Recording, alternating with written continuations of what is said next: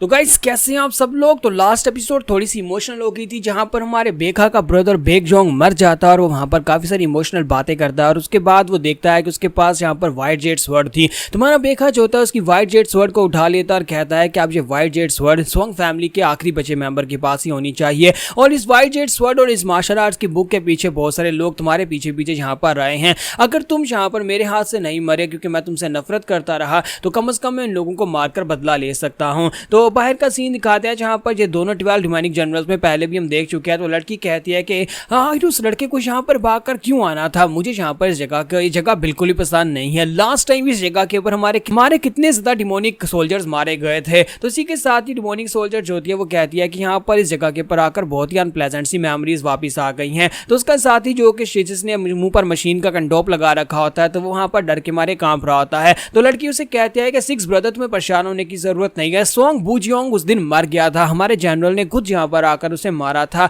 और तुम्हारा बाजू जो उसने काटा था उसका बदला ले लिया गया, इसलिए तुम्हें यहाँ पर गुस्सा होने की जरूरत नहीं है। अब शांत हो जाओ, हम लोग यहाँ पर इस लड़के को मार डालेंगे और अपना बदला ले लेंगे। ये आखिरी सोंग फैमिली का बचा हुआ मेंबर है। जबकि उनके एक साथी उनसे कहता है कि उस लड़के को पहले यहाँ पर चिल्पू पॉइजन दिया गया है, वो लड़का चाहे कितना ही यहाँ पर भागकर इस जगह के पर क्यों ना पहुंच आया, लेकिन अब इससे ज्यादा वो आगे नहीं जा पाएगा। वो लड़की कहती है कि हमने जानबूझकर उस बुक को उस मर्चेंट गिल्ड के हवाले किया था, सेल के लिए वहां पर लगाया था, ताकि ये लड़का यानी कि ये सोंग फैमिली का आखिरी बचा हुआ मेंबर अपने हाथ में व्हाइट जेड स्वर्ड लेकर उस जगह के पर पहुंचे, ताकि हम इसके पास से व्हाइट जेड स्वर्ड को छीन सकें। हमारी आर्मी यहाँ पर तैयारी कर रही है एक बड़ी जंग की, जिसके लिए बहुत सारे मार्शल आर्ट्स के मैनुअल और साथ में बहुत सारी तलवारों की जरूरत है, बहुत सारे वेपन्स की जरूरत है। कुछ ऐसे वेपन्स जो बहुत ज्यादा खास हो, जो हमारे डिमोनिक सोल्जर्स के हाथ में जब आए तो वो यहाँ राइटकेस मास्टर्स को मार डाले। हम उन्हीं के वेपन्स के साथ उनके लोगों को मारना चाहते हैं, लेकिन हमें क्या पता था कि यहाँ पर सोंग फैमिली का आखिरी बचा हुआ मेंबर जो है वो 4 सेजिस में से एक सेज का मास्टर बन जाएगा। अब हमें यहाँ पर इसे कंप्लीटली खत्म करना पड़ेगा। अगर सेजिस को पता चल गया कि यहाँ पर उनके डिसाइपल को मारने वाले हम हैं, तो फिर काफी बड़ी दिक्कत हो जाएगी। इसी के साथ ही हमारा बेखा अंदर से बाहर निकलता है और उनसे कहता है क्या तुम लोग यहाँ पर व्हाइट जेड स्वर्ड के लिए आए हो। तो बेखा अंदर से तलवार अपने हाथ में पकड़कर हमने आकर खड़ा हो जाता है। तो जैसे ये लोग उसे देखते हैं तो ये लोग कहते हैं कि ये सोंग बूजियोंग यहाँ पर क्या कर रहा है।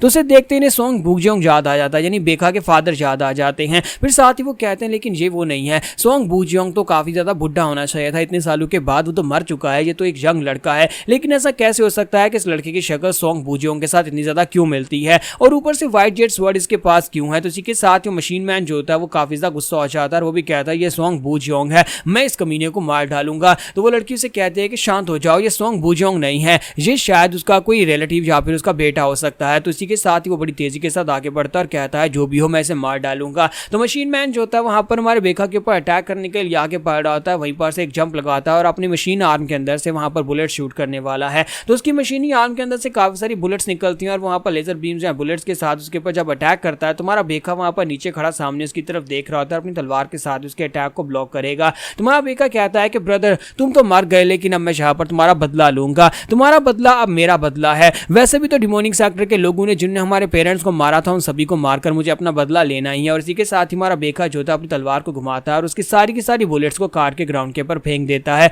इस बात से वो मशीन मैन भी काफी हैरान होता है। फिर साथ ही हमारा बेखा कहता है कि अब यहाँ पर बदला लेने की बारी मेरी है और जो भी मेरे रास्ते में आएगा वो मरेगा। तुम्हें यहाँ पर व्हाइट जेड स्वर्ड चाहिए, आओ मुझे मार डाल दो और मेरे पास से व्हाइट जेड स्वर्ड ले लो। और साथ ही हमारा बेखा सामने की तरफ एक बहुत ही पावरफुल स्ट्राइक लगाता है। तो बेखा जैसे ही वहां पर सामने की तरफ स्ट्राइक लगाता है तो मशीन मैन को भी समझ आ जाती है कि वो इस अटैक को अवॉइड नहीं कर पाएगा और मरने के अलावा उसके पास और कोई रास्ता भी नहीं है। तो वो लड़की कहती है कि ये किस किस्म की पावर, ऐसा नहीं हो सकता। सोंग बूजियोंग के पास भी इतनी पावर्स नहीं थी, वो भी इतना स्ट्रॉन्गर नहीं था, इस लड़के की पावर्स तो सोंग बूजियोंग से भी ज्यादा हैं। आखिर इस जगह के ऊपर आकर फिर से वही सब कुछ क्यों हो रहा है। तो यहाँ पर जब हमारा बेखा अटैक करता है तो वो अटैक बहुत ज्यादा पावरफुल होता है, दूर तक उसका धमाका दिखाई देता है। फिर साथ ही अगले दिन सुबह का सीन दिखाते हैं कि हमारा बेखा जो होता है अपने ब्रदर जानी सोंग जोंग की कब्र वहां पर बनाता है। उसे दफनाने के बाद उसे कहता है ब्रदर तुम्हें यहीं पर रुकना होगा, मेरे मास्टर ने मुझे एक काम दिया था, मुझे माउंट हुआ के ऊपर जाना है और इसी वजह से अब मैं जहाँ पर से जा रहा हूँ, लेकिन मैं वापस आऊंगा। तो हमारा बेखा उसे कहता है कि मेरे मास्टर ने कहा था कि हर एक चीज को पीछे छोड़ दो जो पीछे रह जाती है, लेकिन मैं ये सब कुछ नहीं कर सकता, मैं इतने सालों से अपने ब्रदर तुम्हें भूल नहीं पाया और मैं यहाँ पर अब भी तुम्हें भूल नहीं पाऊंगा। एक दिन मैं यहाँ पर वापस आऊंगा और अपनी सोंग फैमिली को दोबारा से राइज करवाऊंगा। तो इसी के साथ हमारा बेखा वहां से निकल जाता है। जबकि फिर से पास का एक सीन दिखाते हैं, जो वो लड़की जो होती है जब वहां पर सामने की तरफ उस अटैक को देखते हैं और उसे महसूस करते हैं कि ये अटैक तो बहुत ज्यादा पावरफुल है।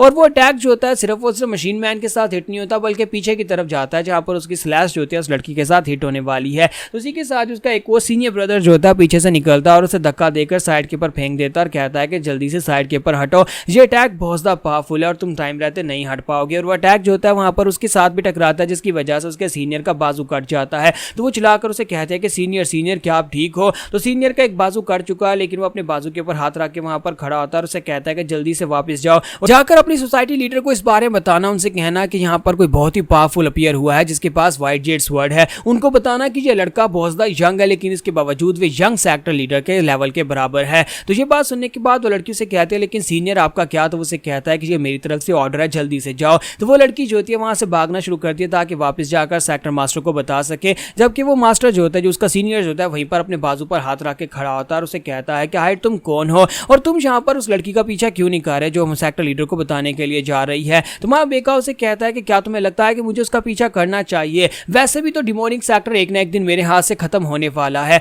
और एक ना एक दिन उन सभी लोगों की भी बारी आ ही जाएगी, तो फिर मैं उस लड़की को क्यों रोकूंगा। तो ये बात सुनने के बाद सीनियर जो होता है उसे कहता है कि यार तुम हो कौन और तुम माँ जोंघाई के लोगों को कैसे जानते हो और तुम हमें क्यों मारना चाहते हो, तुम्हारे सबसे क्या लेना देना है। तो हमारा बेका उसे कहता है कि तुम्हें ज्यादा कुछ जानने की जरूरत नहीं है। तो ये बात सुनने के बाद वो सीनियर वहां पर जोर जोर से हंसना शुरू कर देता है, फिर साथ ही वो अपनी एनर्जी के साथ अपने बाजू के जख्म को हील करता है और हंसते हुए से कहता है कि लड़के चलो कोई बात नहीं, लेकिन तुम्हें लगता है कि तुम यहाँ पर ऐसा करके बच पाओगे? क्योंकि माँ जोंघाई जब खुद यहाँ पर आएंगे तो वो जनरल तुम्हें मार डालेंगे। क्या तुम्हें वाकई में लगता है कि डिमोनिक सेक्टर कोई कमजोर सा सेक्टर है जिसे तुम यहाँ पर अकेले हरा सकते हो? चारू सेजिस भी यहाँ पर हमारा कुछ नहीं कर पाया। चारू सेजिस भी पिछले कई सालों से यहाँ पर माँ जोंघाई के खिलाफ फाइट कर रहे हैं लेकिन वो माँ जोंघाई का कुछ भी नहीं बिगाड़ पाए। तुम अकेले यहाँ पर क्या ही कर लोगे। और उसी के साथ बड़ी तेजी के साथ अटैक करने के लिए आगे बढ़ता है और उसे कहता है कि तुम्हारे लिए मेरा एक ही हाथ काफी है। मैं जहाँ पर अपना एक बाजू गवा चुका हूँ लेकिन कम से कम मैं तुम्हारा भी एक बाजू काट कर रहूंगा। तो जैसे ही वो उसके करीब पहुंचता है तुम्हारा बेखा अपनी एनर्जी को रिलीज करता है, अपने मास्टर की special soul cleaving slash technique को यूज करते हुए सामने की तरफ स्ट्राइक लगाता है, कहता है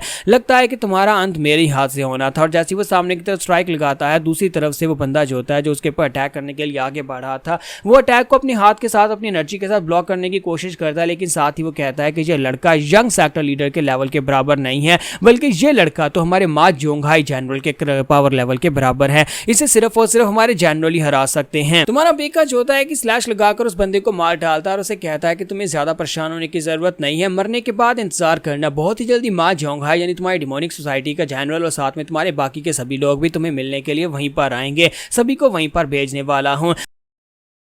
जबकि वो लड़की जो वहां से भागकर आ गई थी वो वहां से आने के बाद दूर खड़ी होकर वो धमाका देखती है कि वहां पर कितना बड़ा एनर्जी अटैक हुआ है। वापिस आने के बाद वो अपने जनरल को बताती है और उसे कहती है कि जनरल बहुत ही बुरा हुआ, हमें वहां पर से भागकर आ गई, बहुत ही शर्मिंदगी की बात है, लेकिन मुझे वापिस आकर आपको रिपोर्ट करना था। तो अभी वो लड़की जहाँ पर अपने जनरल को रिपोर्ट ही कर रही होती है, किसी के साथ ही वहां पर एक और लड़का निकल कर आता है और उसके साथ दो लड़कियां होती हैं। ये तीनों लोग वहां पर आने के बाद जनरल से बड़े कैजुअली बात कर रहे होते हैं। नेक्स्ट एपिसोड में पता चलेगा कि आखिर इन तीनों की क्या आइडेंटिटी है और यहाँ पर जनरल से इतनी कैजुअली बात कैसे कर सकते हैं।